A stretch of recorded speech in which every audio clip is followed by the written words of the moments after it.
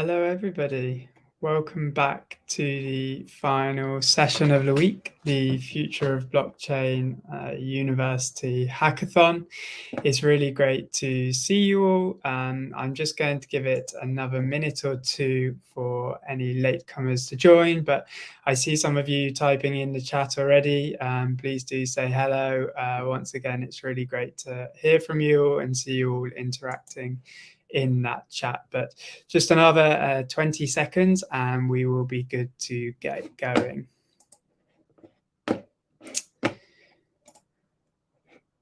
Hello, good to see you all. Amazing. So let's kick off. But hello, everybody. As I said, it's really great to have you back for the final session of this week, the final session of the week for the Future of Blockchain University Hackathon. I don't actually have too many notices to mention today, other than to just say congratulations on a brilliant first week. We hope you've all really enjoyed it. It's been great to see you all participating, not only in the launch event, but also at all of these amazing workshops. Hi, Jacob. I'll leave you to just keep setting up. But yes, brilliant. Well done. We had a really great event this morning as well with our meet and greet. So I hope you've all managed to find your future teammates for this event and have started to think about your projects. But I see Jacob is close to being set up. I do hope you all enjoy this final session. And just whilst he's finishing off, I would love to introduce today's workshop, which is building on the Union Credit Protocol. So Jacob, if you are all ready and all set up, I'd love to hand over to you to kick off this session. Thank you, Rory. Howdy, y'all. If you don't know, my name is Jacob. I'm the founder of the Union Protocol. Union, it's basically just a credit network that allows anyone to kind of assign trust to anyone. And so just there we go. So if you don't know what credit is, I feel like most people should know what credit is. It's basically just giving someone money and then expecting they'll give it back to you. Usually with some amount of interest to kind of pay for the opportunity cost lost. The way that Union works, or the way that most DeFi credit or lending works today, usually you'll put in $150 worth of an asset and then you can borrow against it. This is it's more common with a house. Like say you have a $1 million house, you can put that up as collateral and borrow $500K from it. That's how most of DeFi works today. Whereas Union credit is called unsecured or uncollateralized, or just credit. And this is credit where you don't have any collateral. You're just kind of borrowing against against trust. And so the way that Union works, or what it does, more than how it works, is you take an address. So I can go and then I can put any address on Ethereum, so any public key, vouch for that address, which is just setting an amount that I trust that address, and then the address that I trust can then borrow against my trust in them. And this allows a lot of cool stuff. So say you're person number D over here, Dan.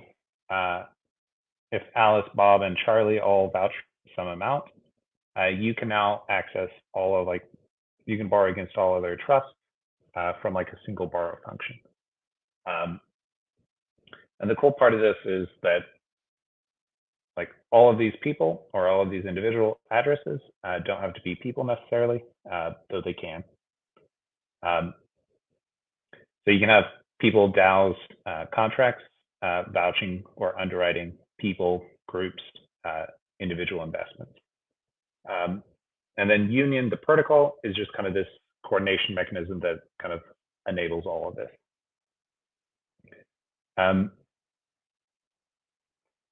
So this is just kind of a slide that if you're building on Union, you should come back to this. So this first one is a complete walkthrough of all of the contracts. We'll do a high level overview of kind of how it works. But if you want to go really deep, that's kind of where to start. There's also an overview in Gitbook, as well as an SDK, which we'll go into deep later on. And then if you have any questions, you can ask in like the Union Discord or drop them in the Encode Discord. I'll be there, or I'll be watching it, as well as some of our devs. And so this is how a union works. I don't know if this is. So the way that it works is you'll have an address. So just a thing to keep in mind, anytime I say user or person, it just means an address. It could be a smart contract, it could be a DAO, anything that is public key addressable. So you'll have a user stake DAI. DAI is a stablecoin. It's just the stablecoin that we picked. They stake DAI into the protocol, and so this is the user manager. So the user manager is the protocol that manages kind of the stake, as well as kind of registering the addresses that can interact with the protocol. And then the U token is the protocol that manages kind of who can borrow and how much, as well as it tracks the interest rates. And so a user will stake DAI into the protocol, and then they'll set the amounts that they trust just by calling update trust, which is the function, and then add a DAI amount or an input. And then the amount that, so say I vouched for Rory, I could call update trust like 100 DAI Rory. And then if I have like $1 staked, it calculates the vouch in real time. So the vouch will only be 1 DAI. So you kind of think of vouch as the minimum of the stake or the trust set. Cool. And then when you borrow, so there's an origination fee to cover the instantaneous risk of unsecured credit. Because with credit, you don't default on like day 30. You generally default on when you borrow, if you're going to default. So that's why there's an origination fee. And then interest is just kind of the ongoing interest rate. Yep. Oh, what's going to cause that to shift? There we go. Yep. And then this is just kind of an overview. So these are the key things that you'll likely be working with if you're building on Union. So the user manager, which we talked about, stake and unstake. You'll also have to set the allowance. If you're familiar with that, basically you just have to approve DAI to work with this contract.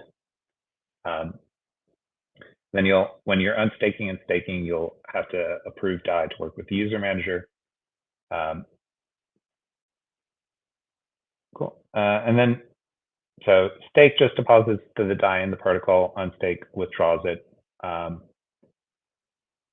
If the stake is backing an active borrower, you won't be able to unstake that amount. Register member, so just to ensure that the contract doesn't get stibbled and someone creates a billion accounts, you will have to register, called the register function, which just has like a 1 union fee. You can't buy union, so you just have to stake DAI for a bit until you've like accrued 1 union. And then there is a comptroller, if folks are familiar with kind of rewards and stuff, or the comptroller. And that's basically just, there's always so when you stake, you're always earning some amount of union in the protocol, and union is the governance token over the protocol. And then when you vouch for, so when you stake and you're not a member, you earn like 0.75, so 0.75 times the global rate. And then when you become a member, you earn 1x. And then when you actively are vouching for someone, or someone you vouch for borrows, you earn 2x on that kind of a stake. There's a lot more to that calculation. The important thing is just the protocol is always rewarding the people who are underwriting people who are actively borrowing. And then also penalizing people who vouch for people who default. Cool. And then U token, the important things there are borrow and repay borrow. There's some other ones like repay borrow on behalf, repay borrow with permit if you want to do permits. Cool. And then to onboard, the general flow to kind of create an account that or an address that can interact with the protocol is, so you no longer have to do this first step, that you still have to do it in the UI. So if you're using the UI, you'll have to stake DAI, real DAI on Optimism, or testnet DAI on. So we're on Gurley and Op Gurley. You'll stake it for a little bit. Once you have one union, then you just burn the union to call the register function. And then this is that sequence of events. Yeah. On which changes the protocol working. So V2 is on Optimism. There is a V1 on Arbitrum and Mainnet. But those are pretty limited. So you can only vouch for, on Arbitrum, you can only, or V1, or the version 1 of the protocol, you could only vouch for 25. I guess, sorry, Arbitrum is 50, Mainnet is 25 due to the gas limit.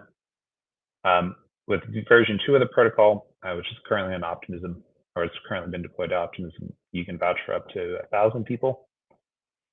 So if your use case doesn't require a lot of people, I know Arbitrum is one of the sponsors, you could probably deploy it to Arbitrum.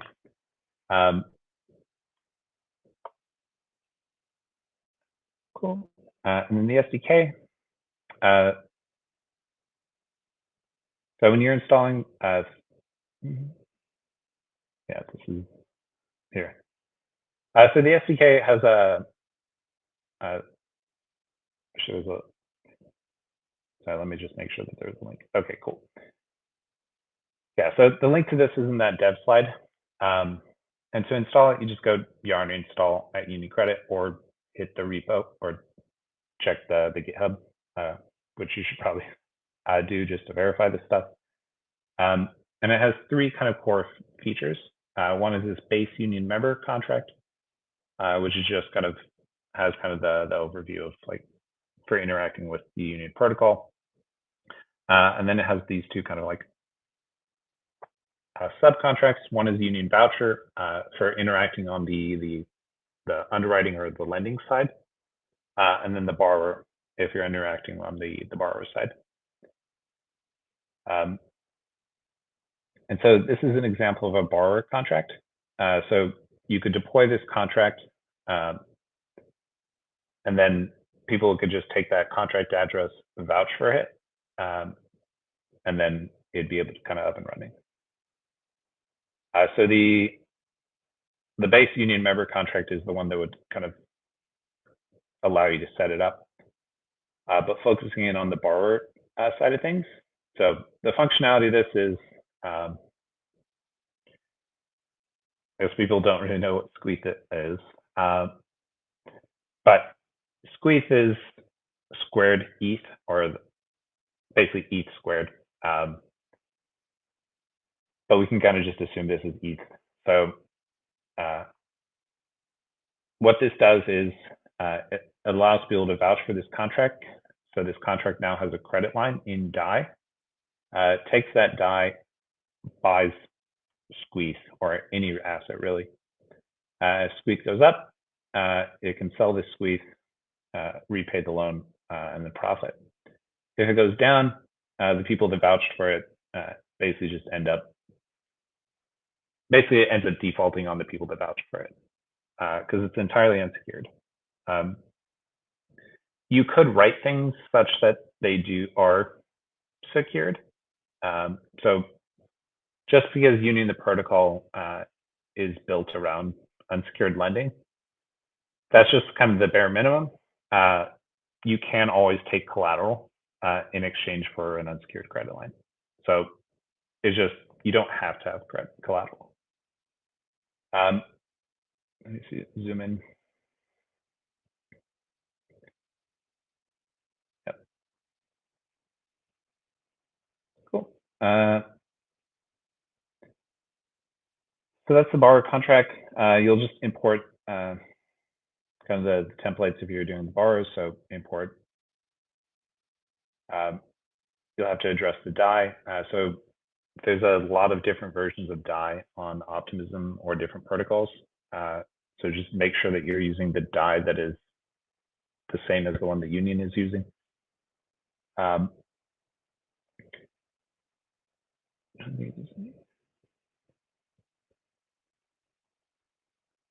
Yeah. So that's the borrower side of things. The underwriters type stuff is pretty fun. So this underwriter contract, all it does is vouch for people who have the Frank NFT. And both of these are kind of like just silly examples, just to show like that you can literally just use any trivial thing, as opposed to like you can also do more serious things. So like you could take like the World Coin ID and vouch for people who have verified that they're like non-Sybiled. You could take like off-chain data. You could take any of the like 100 identity protocols. But you can also just vouch for anyone who has a Frank. And who's to say which one's a better underwriting model? Yeah, so the way that it works, you'll just create your contract, kind of identify that it's a Union voucher. And so this one's very simple. So it just has a set voucher amount. So you can also make this kind of dynamic based on kind of any algorithm you want to kind of like create. And then you just add the Frank address. So you can swap this out with whatever NFT if you just want to like, you could do like CryptoPunks. Then you have the constructor. Key functions for the Frank voucher would be like stake, because since it's underwriting people, it's essential that it is able to stake DAI into the Union protocol. You'd also want to like make sure that it can unstake. And then this vouch for Frank is just anyone can call it, and then if they have a Frank, it'll vouch the voucher amount that was set. And then cancel is just if their amount is 0 or they sell their Frank, then you'd be able to cancel that vouch. And so again, this is a very simple kind of example. Cool. Yeah, we can answer your question, Alessandro. There is no minimum collateral ratio because Union is uncollateralized lending. That means here. Okay, before we go to that, I can just walk through. Let's see if this will actually work. Again, if anyone else has any other questions to add, please do reach out in the chat and we can do our best to get them answered. Great, we can see your screen again, Jacob. Okay, cool. So this is just the Union protocol, or an app built on top of the Union protocol. So this is the connect screen. If you're not a member, you'll see something different. So you can see Ethereum and then Arbitrum. We'll just do version 2. So you can see, so while I'm doing this, if anyone has an ENS, drop it in the chat. And we'll just pick the first one. So the way the protocol works is like you just deposit DAI.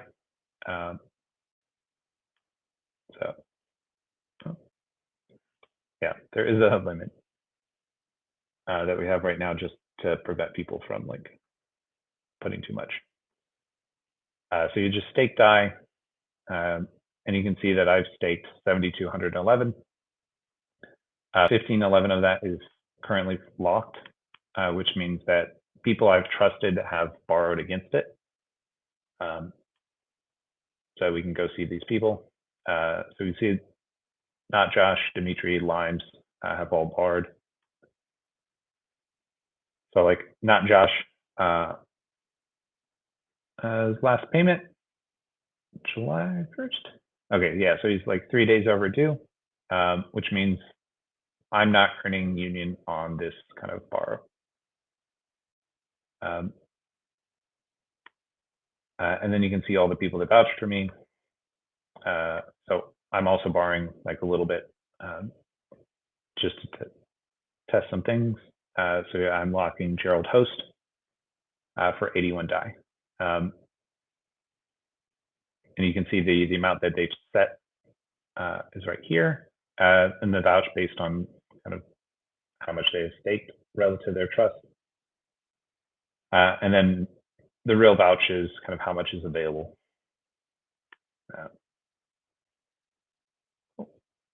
Okay. So no one has an ENS. Do you have an ENS, Rory? No? Sorry, can't drop it in. Okay, so we'll pick, who am I not providing? Okay, we'll do, okay, I think I know one. So we'll do one of our designers.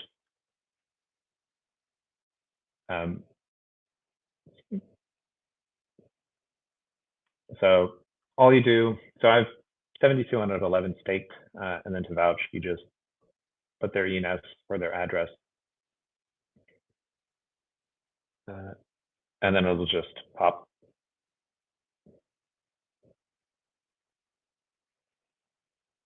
We're waiting on MetaMask.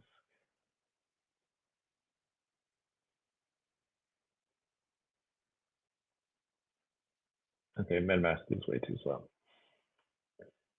But basically, the important piece is it's all uncollateralized. You can do collateralized things. So we do have some examples. Like one we did recently was this voucher NFT where people would send the voucher and then on receipt, it would vouch for them. So that used ERC 1155, which allows you to do like the on receipt stuff. You can also do things like you can take collateral.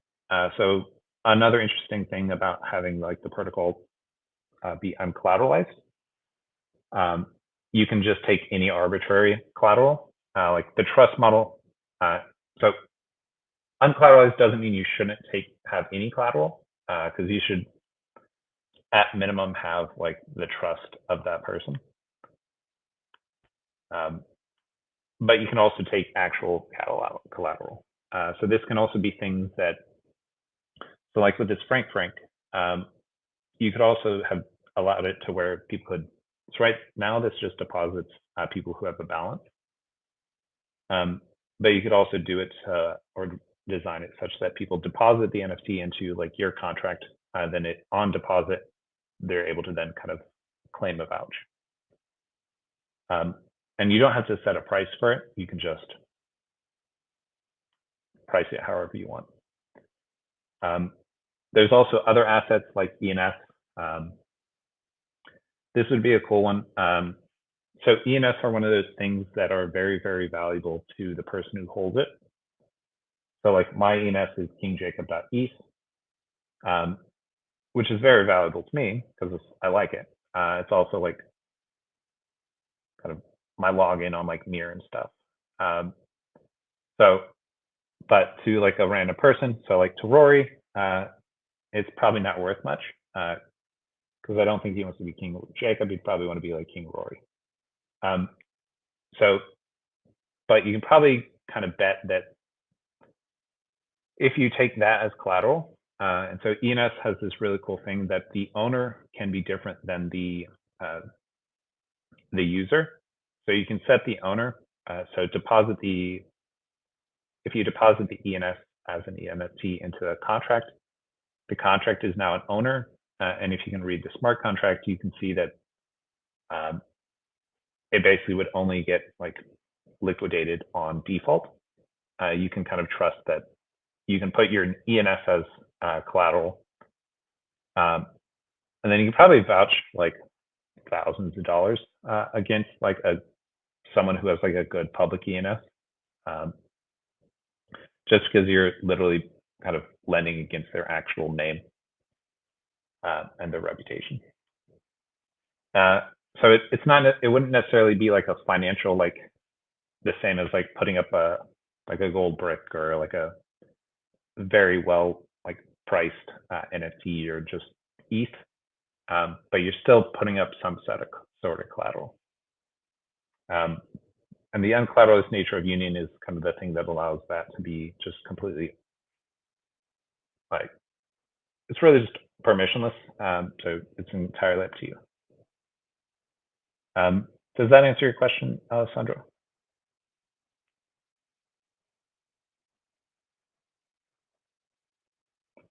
Cool. Yeah, and so also another thing to keep in mind is so if you vouch for someone for 100, they can only borrow like the amount that they have been vouched for minus the origination fee. And this is just to prevent like self-dealing and then also the like instantaneous credit of credit risk. And that's 0.5%. Cool. And then things to build. I like to just think of it in kind of these kind of 3 tiers, and then dashboards are kind of another thing. So you can do contract to an individual.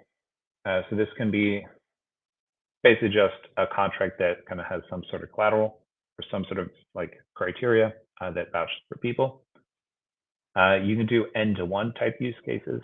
So these are where like a lot of people are all vouching for one address. This could be like a bunch of people vouching for a DAO and then deciding how to use that credit.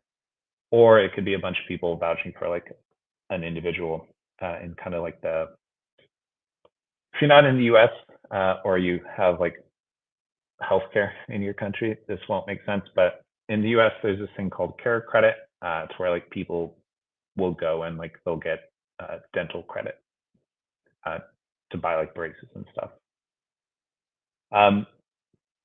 Then there's the other cool one, which is the end-to-end. So this is like 5 people all vouching for 5 people.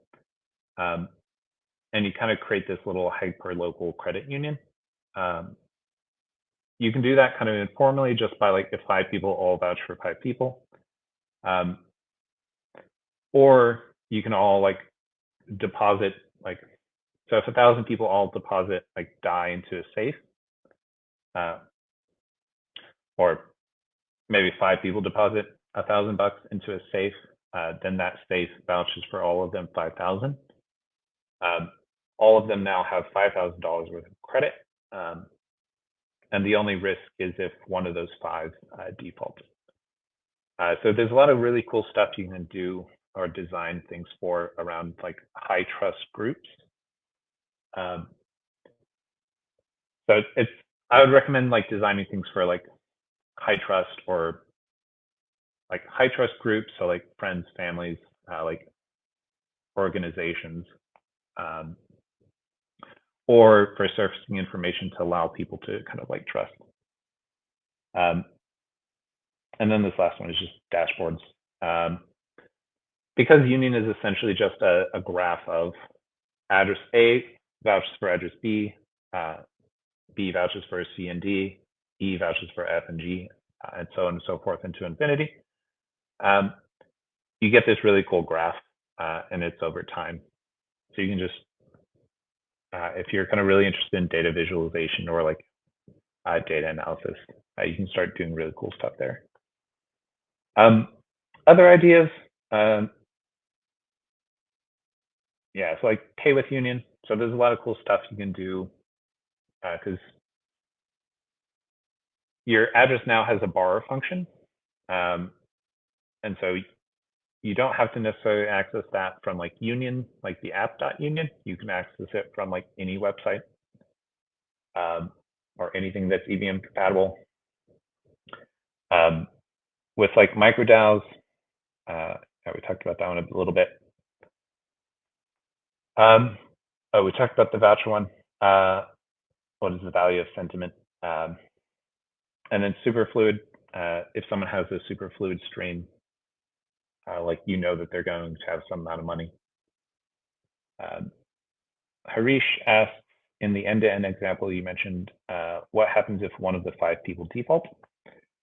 So this is the fun part. Well, not necessarily the fun part, but it's the kind of the interesting thing. Then everybody is kind of out of it.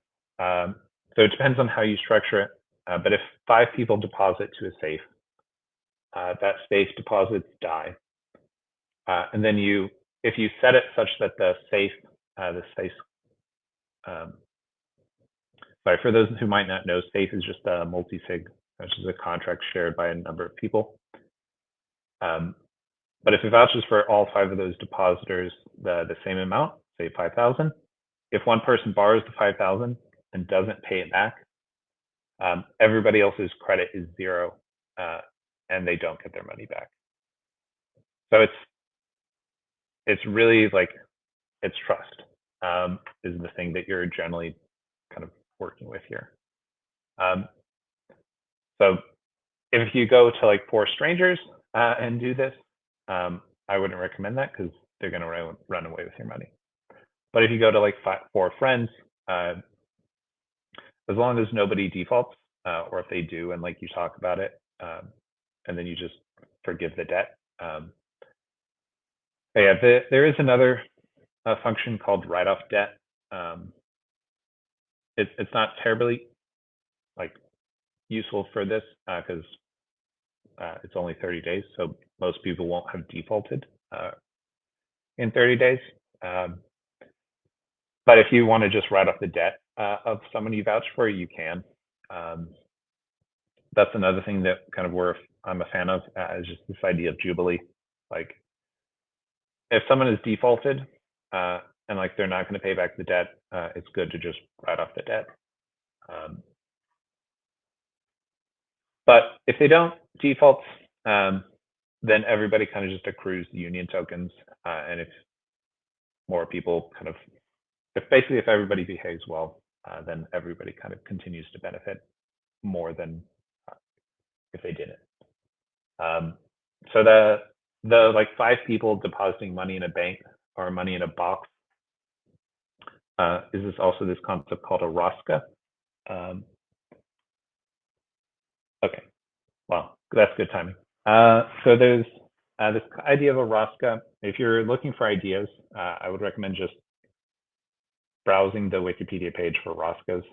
Just Google Rotating Savings and Credit Association. It's this kind of proto-bank structure existed like thousands of years before banks were even like an idea. And it's pretty cool because it evolved independently in a bunch of different geographies and cultures. It goes by, and they all have slightly different takes on it. It goes by like chit funds as one, tandas, depending on like the region. But basically the way that it works is you have a group of people, they deposit money into the box on kind of a semi-regular basis. So one way it works is you have 10 people. Every month you deposit money, $100 in the box, and then 1 month you get to take out all of the money. And that this is just kind of a way to have like a savings box where you or savings account when you don't have savings.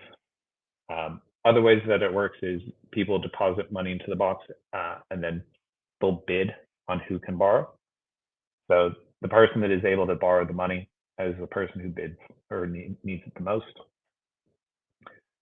And these are generally high trust things, and they usually work pretty well until they get to like 50 people.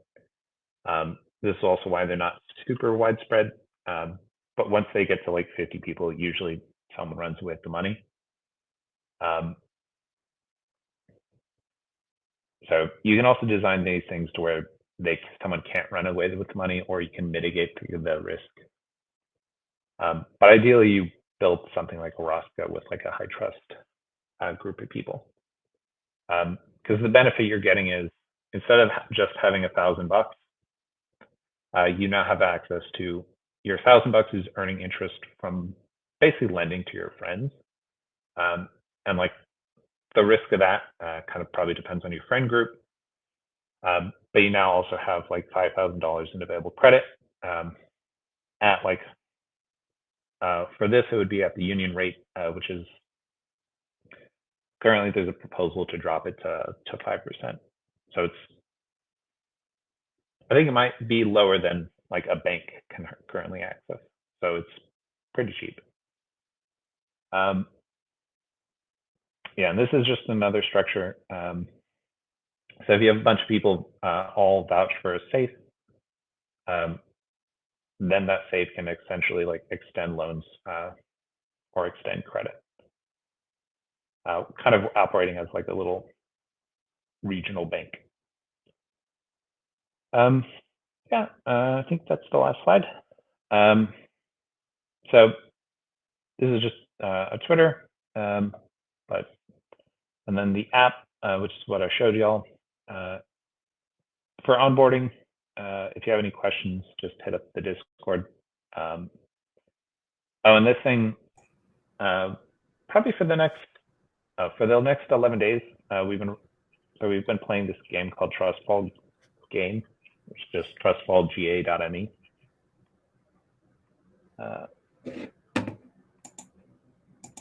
We gotta. There's a link there, but basically it's just a way to kind of get people to kind of interact with this idea of how and who do you underwrite. Because one of the questions is we often get is, so when you vouch for someone, so like when people find out that the person who is deciding who to trust or who to underwrite with, generally they ask like, how do I know who to trust? Which is a very personal and like metaphysical and philosophical kind of question, because it's entirely up to you. So we just built a game around that. If you want to play that with you and your friends, there is a prize.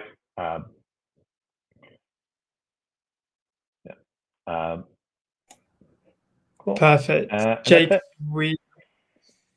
amazing. We've just had a question in the question chat as well from Loic. It says, is peer-to-peer lending considered a security? He wouldn't want someone to come after his submission. Yeah, so lending, so again, I'm not a lawyer or you're a lawyer, but the way that it works, so you're not actually lending to people. So it is perfectly fine to lend to people like day to day. Like you can do that. Like I actually do that to a few people, kind of quite a bit. So that's fine. Is it a security? Like, it's a loan. So you're not selling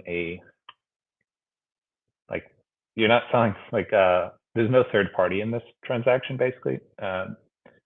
It's just you and the person you're lending to. So again, not a lawyer. But one of the cool things about this is that you're not necessarily lending to the person, you're just underwriting them. So it's more comparable to like co-signing someone's rent, or they're like a rental agreement, or co-signing a loan. So it's the protocol that is actually lending to people. Perfect. Unless there are any more technical questions in the chat, I'd love to ask you perhaps a general one, which I've been asking all of the speakers. Obviously, this is a university hackathon, and so I just wondered if you had any tips or anything you could offer for people who are looking to break into the Web3 industry.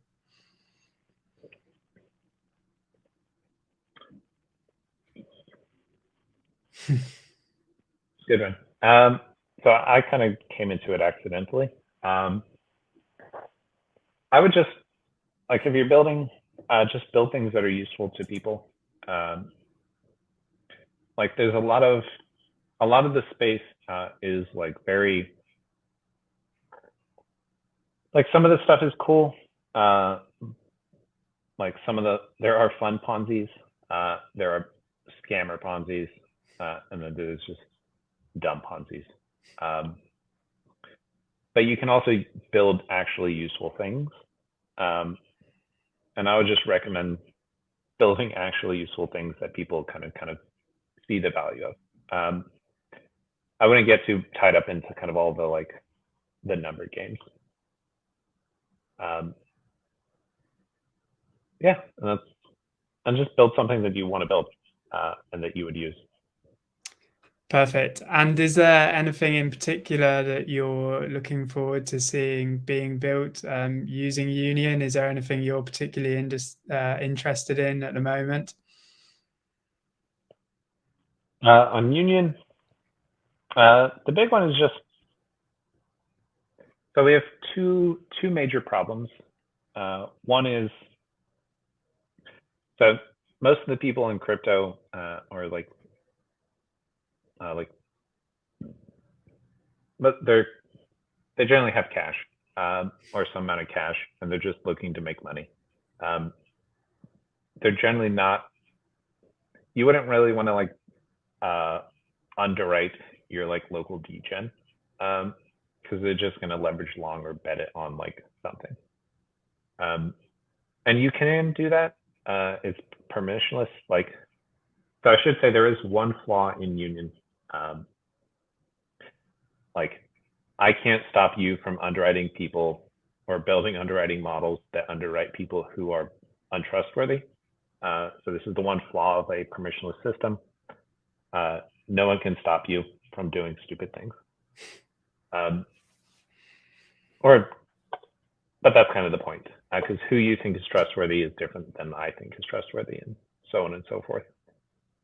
So the big problems is surface matching underwriters with people who actually have who are borrowers, and then also the other problem is surfacing borrowers who will actually pay down the debt.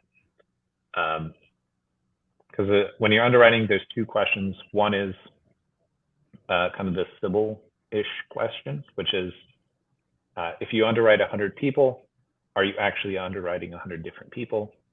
Because generally, if you underwrite 100 people and then one of them defaults, you know how to kind of charge for that interest. So if you underwrite 100 people, they're all paying 10% interest. One of them defaults, you're still profitable. But if you underwrite 100 people and it turns out all 100 people are really just one person with like different colored hats, and one person defaults, you're out all of your money. So that's the Sybil kind of question. And then the other one is, are they capable of paying back, capable and willing to pay back the money that you lend to them, which is a much harder question. So the matching question and then the servicing good borrowers are kind of the two major problems.